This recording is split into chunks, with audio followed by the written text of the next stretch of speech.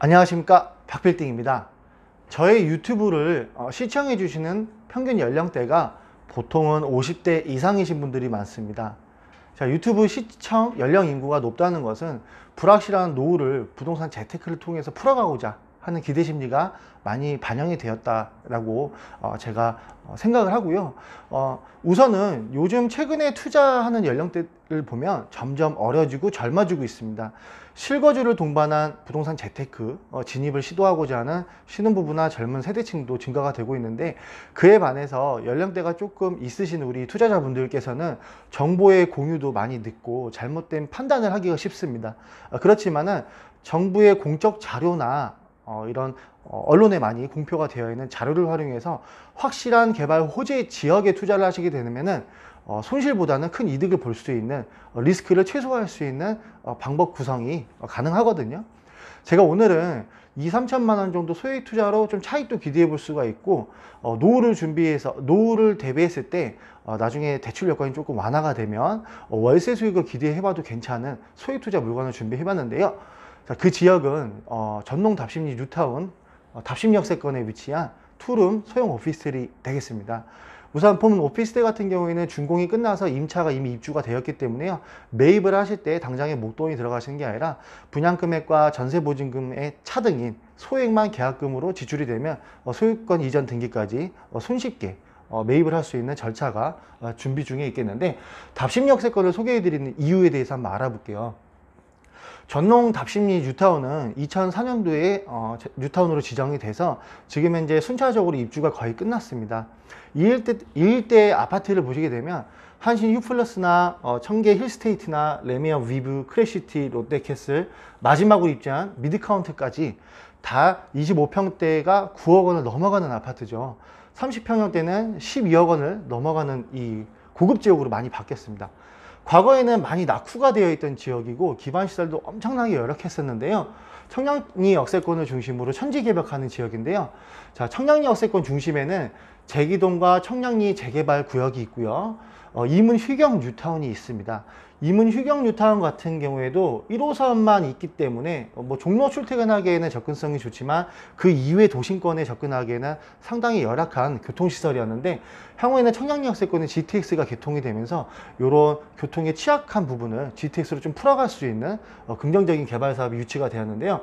이문 휴경 뉴타운도 1구역과 3구역이 곧 있으면 일반 분양 예정이 있습니다. 삼성물산과 GS자이에서 일반 분양 예정되어 있는데, 조합원 지금 현재 프리미엄이 5억 원 이상을 상회하는 아주 금액대가 많이 올라왔다라고 보시면 좋겠고요.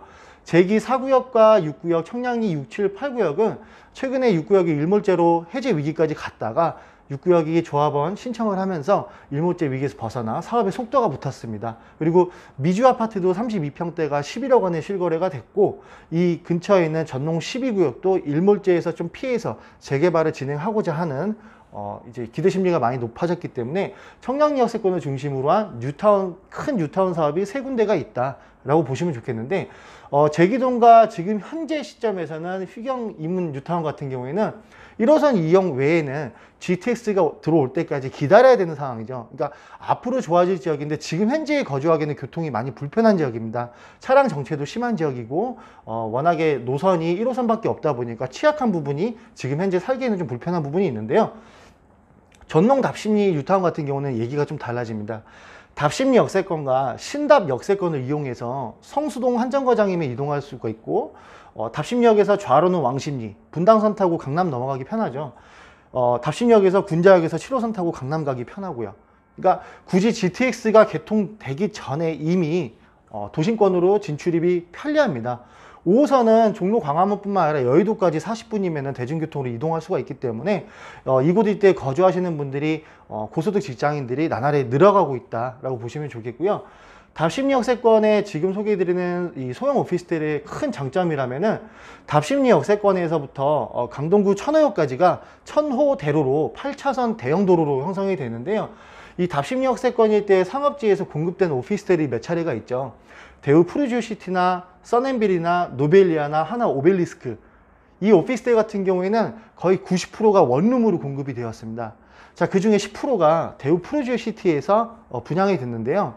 과거에 2억 2천만 원 분양가였던 이 오피스텔이 불과 4, 5년 만에 전세 보증금이 3억, 매매가는 3억 3천만 원을 초과합니다. 그러면서 월세는 한 120만 원 정도 유치가 되어 있는데요. 그 이유가 이 용답동 108-1구역이 관리 처분이 GS로 떨어지면서 이주가 시작됐는데, 이 정착민을 수용할 수 있는 면적대의 오피스텔 공급이 없다 보니까 프루지오 시티가 가장 많이 수혜를 입었고요. 오늘 소개해드리는 오피스텔은 이 상업지역인데 4번 출구까지 도보로 한 3, 4분 정도면 이동할 수가 있습니다.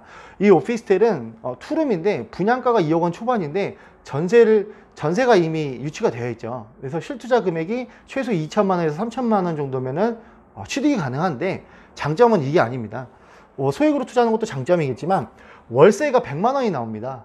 보통 요즘 현재 부동산 트렌드에서는 월차임 100만 원을 받기 위해서 중구, 종로 이쪽일 때, 동대문 운동장이나 이 중구 도심권일 때는 3억 3, 4천 정도 투자를 하셔야, 그 정도 금액 주고 매입을 하셔야 월세 수익을 100만 원 정도 받을 수가 있고요. 잠실 같은 경우에도 3억 원 중반 정도 주고 매입을 해야 월세 100만 원 정도 받을 수 있거든요. 지금 소개해드리는 오피스텔 2억 3, 4천만 원 정도밖에 안 합니다. 그런데 월차임은 지금 100만 원이거든요. 전체 80가구 중에서 지금 현재 월세가 한 5세대 정도 거주하고 있는데 모두 3천에 100만 원에 거주하고 있고, 전세가는 매매가 대비, 분양가 대비 다 2, 3천만 원입니다. 아주 소액으로 미리 선점을 해놨다가 지금 현재는 LTV가 서울특별시가 규제가 좀 심하죠. 이 규제가 조금 완화가 됐을 때, 지금 금리는 계속적으로 하향하고 있죠. 월세 수익형으로 전환을 해서 노후 준비하시기에는 최고 안성맞춤이다 라고 보실 수가 있겠고요. 자, 개발 사업이 청량리역세권일 때 크게 있었다고 말씀드렸는데, 두 번째 개발 호재가 있습니다. 장안평역세권과 답심역세권일 때 하단부를 보시게 되면은 이 상하수도 재생센터가 있고 폐기물 소각 처리 시설이 있는데요. 3기 신도시 공약을 보시면 주택 30만 호 공급에 국유지가 포함됩니다. 이 땅은 지금 현재 나라 땅인데요. 여기서도 아파트 공급이 1차적으로 일어날 예정이고요. 이 상하수도 처리시설이나 폐기물 소각장을 다 철거하면서 공원화로 잡혀 있죠.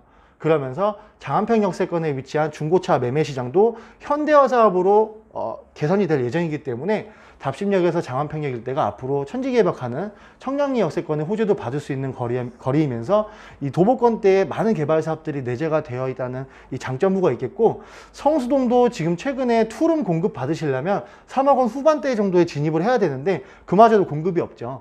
성수동에서 직장 근무자들이 2호선 타고 용담역까지 올라옵니다. 답심역까지 도보로 다닐 수가 있기 때문에 이 일대의 오피스텔 수요층대는 계속적으로 확장이 되고 있거든요. 이런 공급의 희소 가치와 늘어나는 직장인 수요, 가까운 거리에서 발생되는 이 개발 호재까지 3박자를 고루 갖추시고 대출이 조금 완화가 됐을 때 수익형으로 나중에 전환을 하신다면 소액 자본이지만 큰 리턴을 기대해 볼 수 있는 틈새 시장 공략에 대해서 알아봤습니다. 구독과 좋아요 부탁드리겠습니다.